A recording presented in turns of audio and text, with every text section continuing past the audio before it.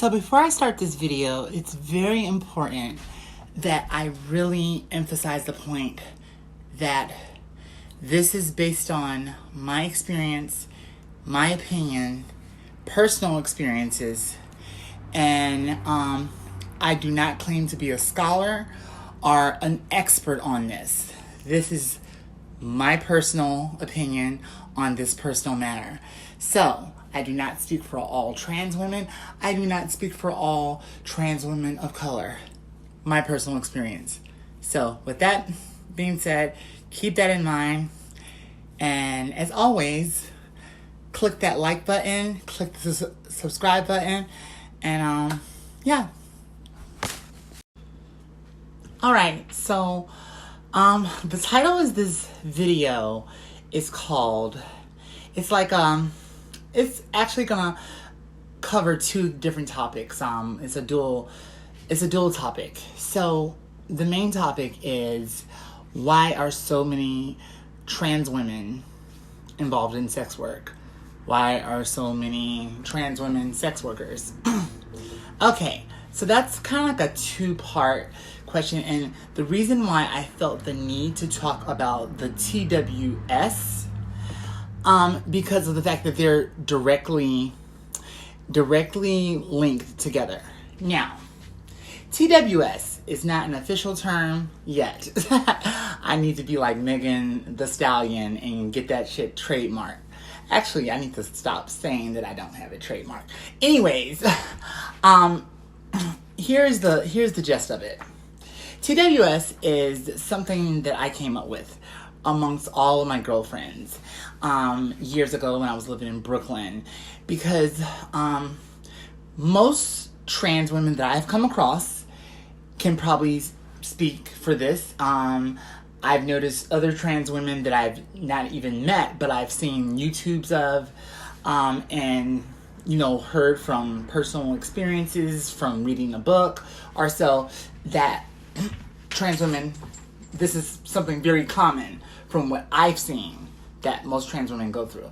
Now, like I said, I do not speak for all trans women, and when I say that, most trans women, are going to have a different experience. So, with that being said, TWS stands for transsexual withdrawal syndrome, and that usually happens right after a guy has, had sexual relations with a trans woman.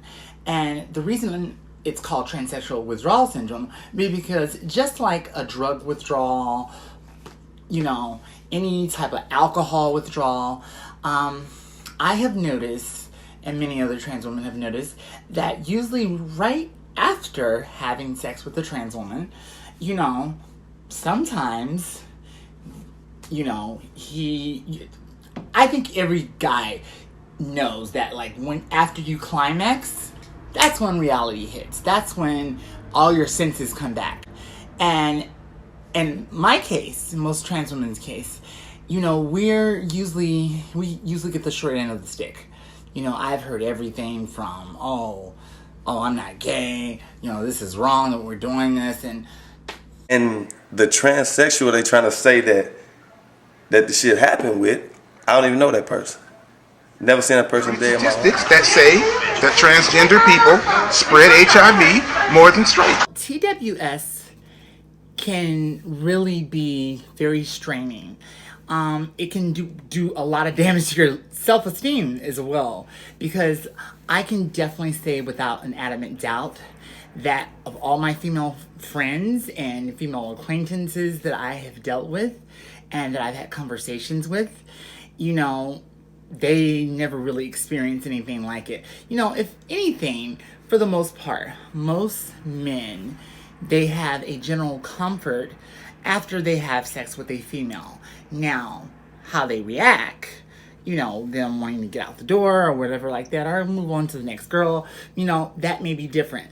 But completely dismissing the experience and, invalidating the experience as something that shouldn't happen or so forth, can be a blow to some people's self-esteem as a trans woman. So that is one of the main reasons I wanted to cover TWS, which is going to explain the whole sex work. Now, these are my personal theories based on data that is available for anyone to access, and also based on, also mostly based on personal experiences and experiences of others. Because I have a theory, like a lot of the data that's out there right now, it doesn't seem accurate because of the fact that, the percentage of trans women that particular one of the studies did is very, very, very low. And I feel that you'll never get the right amount of data because of the fact that there's so many different factors that come involved. There are trans women that identify as non-binary. There are trans women that identify as genderless or queer. There are trans women that are, that are stealth. They get a sex change or they live stealthily. And when I say stealthily, that's meaning they're female. That's what they're identifying as. Now, this may get very tricky because of the fact that, my opinions on trans women or women, period, can be very controversial. That's not how I see things. I believe that trans women are trans women, but not women, period. And the reason I feel that way is because of the fact that, in today's society, I can totally understand how, it's important to identify trans women as women for rights and certain things. But I also feel that it's also important not to step over another minority, which are women, in trying to get these equal rights. Back in 2017, the Trump administration reversed the Civil Rights Act that protected trans women against, discrimination, housing, as well as employment. So that brings up the next thing. A lot of trans women experience a high percentage of unemployment. And the sad thing about it is that even before we have protection, or actually when we have protection, it will be extremely hard to prove that a person was discriminated against based on them being trans. So I'm not saying that law helps. I mean, we definitely need that law back, but it is very hard to identify nowadays. So you factor all of that in, the TWS. You factor the inequality with employment, the inequality with healthcare, the inequality with being able to serve in the military, the inequality with social. And when I say social, I'm meaning basically being on social media, dating someone that is trans. There's a huge stigma. There's an extremely huge stigma there. So when you factor all those things in, a lot of men that tend to seek a trans woman's company do it in secret. And they do it in secret, and it's almost kind of like they want to get it done, and they want to get it done as fast as possible, and then return back to their, heterosexual normalcy. So this is once again my theory. From what I have understood from the beginning of time, and I mean my time, is that, and this is where a lot of people may get lost, is my trans mother at the time had said, you always need to get something from a man. He should never come over with his hands swinging, and I also realized that a lot of my female cousins, they were very receptive of, even during our teenage years, none of my teenage cousins would date a guy if he was not trying to get her hair done, get her nails done, and things of this nature. Being a provider, the traditional roles. Now, that kind of all stops when it comes to a trans woman. It's so funny because, a trans woman has to reverse those roles due to the fact that we're not seen as women per se. We have to take heed. We're usually kicked out of our families at an early age, 16, 14, and we have to do whatever by any means possible to get that buck, survive, because there's no protection and you have to survive. So therefore, we get a very independent spirit. We get our own stuff, own car, own apartment. So therefore, that tends to translate to, oh, I can take care of myself. I can take care of a man. And a lot of guys see that. That is why a lot of times it's very hard for me to take compliments from guys, because of the fact that a lot of guys that are used to dealing with trans women, they know this. They know that a lot of trans women are insecure. They know that a lot of trans women have their own. They know that a lot of trans women benefit from the the many benefits of being a young trans woman that's hot, and if she's selling her body or whatever. And let me clarify this. And this is, I think, the basis of the juice of this video.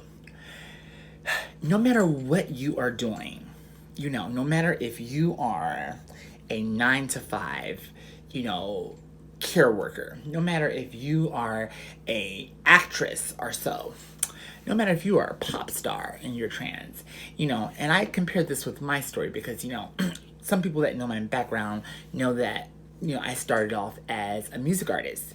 Now, I was never on the level of Rihanna. Honey, not even on the level of Tierra Marie.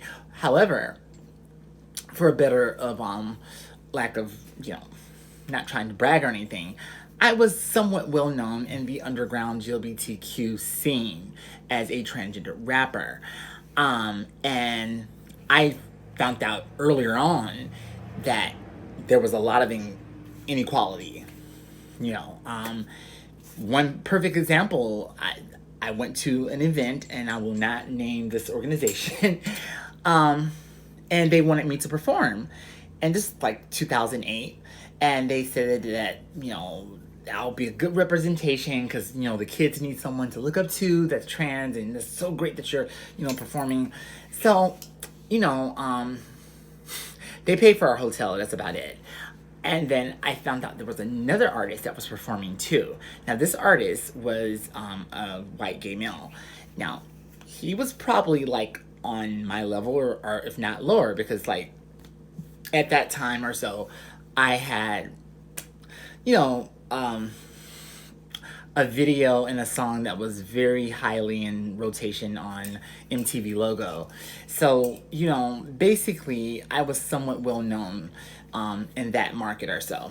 However, I performed without no questions asked, and I found out that that the gay guy, he was getting paid. He got a stipend. And then I was like, I felt very uncomfortable because I'm like, okay, you want the sisters to perform for peanuts and charity, but you're going to go ahead and pay the white gay guy. Where do you do that at? So it was just a learning experience, and it was my firsthand experience of like how the inequality worked. And I think that a lot of inequality comes from social inheritance. And what I mean by that is that I think that being here in America, and this is just something that there's no data that can really support this, but it's just, it just is. And social inheritance is generally, something that you inherit from your family, like a lot of Caucasians may inherit the fact that, blacks are usually always in poverty, and most blacks will want to use you or, steal from you because of the fact that they have less. Now, I'm not going to sit here and say that that's wrong or that that's right. I will say, based on statistics, based on, systematic racism and things of that nature, that's not that far from the truth. But it's based on, a lack of having resources. I know myself, like being raised in an upper middle class family, I was taught that, when you go to certain neighborhoods, black neighborhoods, you put things away because you'll get them snatched. You don't walk around with flashy things. That's social inheritance. So another social inheritance that I'm starting to believe that a lot of people adapt to and they adopt, probably subconsciously, is that usually trans women, trans sex workers, are the lower than low. So there is data that supports that trans sex workers, or people in the trans sex world, are usually paid lesser than. And what makes it even more worse, and this is from personal experience, is that it goes like the highest paid to the lowest paid, and it's based on race. A white girl, she will probably get top dollar. Second will be Asian girl, Spanish girl, then the black girl. And I know in my time or so, when I would get around, I would see like black guys, talking to every other girl of every other race and the club, and the transsexual club. And then when they got over to me, it was kind of like, I don't have any money, or, hook a brother up, and sometimes I would just do it because of the fact that, my low self-esteem, or, whatever he was offering, I felt like I can't get any better. Or, I was coming from a space of lack. Hey, if I don't take it, nobody else would. If I don't take it, I better take it, because of the fact that it's not going to get any better than this.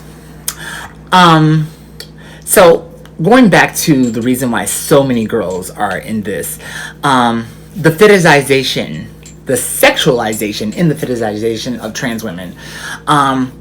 Sometimes, no matter what type of field you're in, and this is why it was so important that I brought up, like, no matter what you're in, when I was a music artist, I was very much like, oh, I'm music, and, but still, I got offers, and I don't care who you are. You can be the girl on a hit TV show, but there's going to always be someone that has way more money than you, and that gives you a very generous offer, and this is just solely based on the novelty of you being a trans woman. And I will say, I have gotten very extravagant gifts, been in the limelight. And I know for a fact that that was my transgender privilege. That was the privilege of me being in the limelight. That was the privilege of me being a trans woman, period, and a trans woman that, is endowed in more ways than one. So, those did work for me. And I can definitely say, like, most people that are not trans may not understand that, because one of my followers had asked that, like, oh, is it true that a lot of trans women are, into sex work? And, I have to say yes. I would probably have to say, like, when I was younger and I worked at an outreach job, I was one of those girls that was like, oh, I don't have to sell my body. I have a real job. And what I didn't know is that the guy that I'm dating, the guy that, that's supposed to be respecting me because I have a real job, was coming over to my house, bringing me a 2-piece from Church's Chicken, and having an in-house transsexual girlfriend, because we would never go to his house because his peoples are he doesn't want people in his business. I'm like 19, so I'm not understanding it. However, the miracle of it, and the irony and the stupidity of me, was that he was bringing me a 2-piece, but he was bringing this girl 200, bringing this girl 300, bringing this, and pretty much doing the same thing that he was doing with me. I just had the title of a girlfriend. I mean, for all I know, the other girls may have had that title as a girlfriend for the hour or so that, he paid them. So I guess what I'm trying to say is that for most trans women, it's not a matter of promoting prostitution. It's not a matter of like, having a man take care of you. It's a matter of respect and just the circumstances of being a trans woman. And the circumstances of being a trans woman is just that. Most men, this is how it has to be really cut and dry like this. I'm not too much big on relationships.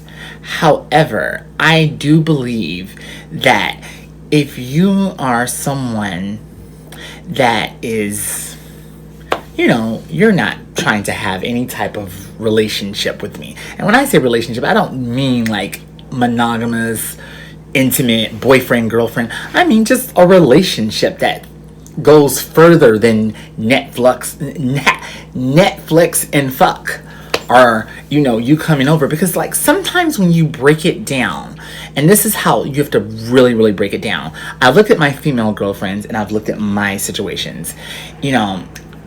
I have tried multiple times with guys that I'm dating, like, hey, let's go out to a movie, let's go out and do this, and they will usually side brush me. Oh, I don't like the movies. Oh, I don't want to go out in public.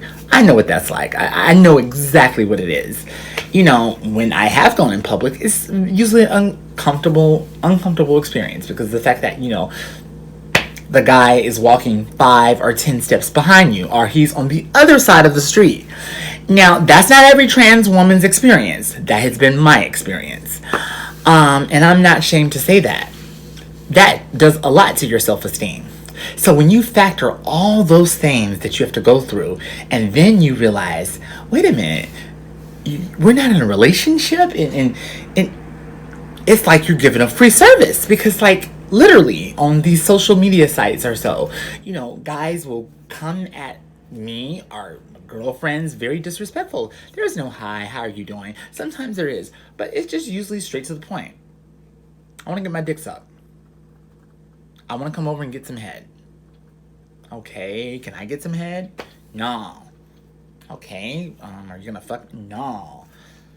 Okay, well, can you get me something from Jack in the Box? No. Can you? Oh, I don't pay for it.